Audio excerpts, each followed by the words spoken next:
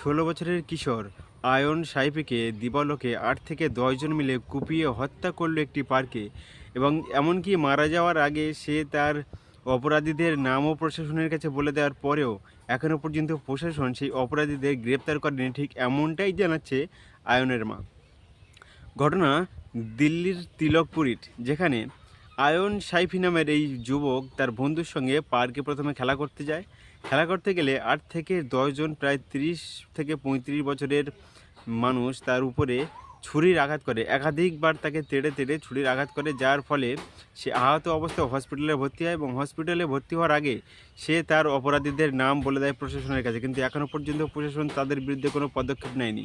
আয়নের মার দাবি, পাড়ার একটি অন্য মানুষের সঙ্গে বিবাদের জেরে এই ঘটনার সূত্রপাত হয়, যার শিকার এই আয়ন সাইফিকে হতে হয়। এই আয়ন সাইফির সাথে এর আগেও তাকে বহুবার মুল্লা কাঠমুল্লা বলে একাধিকবার তার উপরে আক্রমণের হুমকিও দেয়।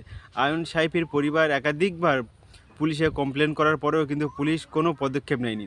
আর আজ তাকে এই দুনিয়া থেকে চলে যেতে হলো অন্য একজনের অন্য একজনের বিবাদের জেরে, শুধুমাত্র তার ধর্মীয় পরিচয়ের কারণে।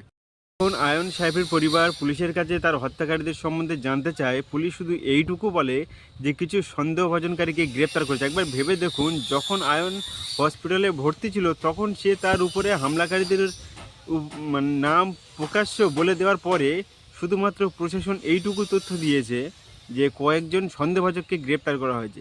তাহলে যে সন্দেহভাজনকে গ্রেপ্তার কেন করা হয়েছে? যারা অভিযুক্ত তাদেরকে এখনও পর্যন্ত গ্রেপ্তার করা হয়নি কেন? কারণ তারা ধর্মীয় পরিচয় একটি বিশেষ সম্প্রদায়ের। একবার ভেবে দেখুন, মাত্র কয়েকদিন আগে হোলির দিনে দিল্লির তরুণকে যখন হত্যা করা হয় তখন সঙ্গে সঙ্গে বুলডোজার অ্যাকশন নেওয়া হয় অপর কাস্টের অর্থাৎ মুসলিম পরিবারের উপরে। কিন্তু এখনও পর্যন্ত পয়লামের ঘটনাটা এখনও পর্যন্ত পুলিশ শুধু এইটুকুই তথ্য দিয়েছে যে কয়েকজন সন্দেহভাজককে গ্রেপ্তার করেছে।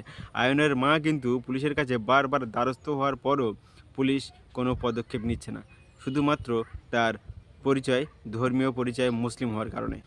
এই যে তার মা এবং তার কাকার বক্তব্যটি আপনারা শুনুন।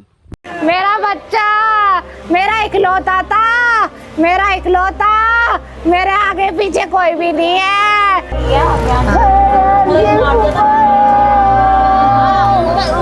उसके परिवार में उसकी एक अम्मी है, बस खाली एक उसी का लाल के रहता वो, और हमारा सबका चाहिए था। उन्हें के घरों में भी आग लगवाओ जैसे उत्तम नगर में करा था। एक उसको मारने पे तरुण के घर में 1 घंटे में 2 घंटे में बुलडोजर चल गए थे। अब तो इतना टाइम हो गया, अभी तक तो कोई सुनवाई नहीं है। रेखा गुप्ता जी कहाँ?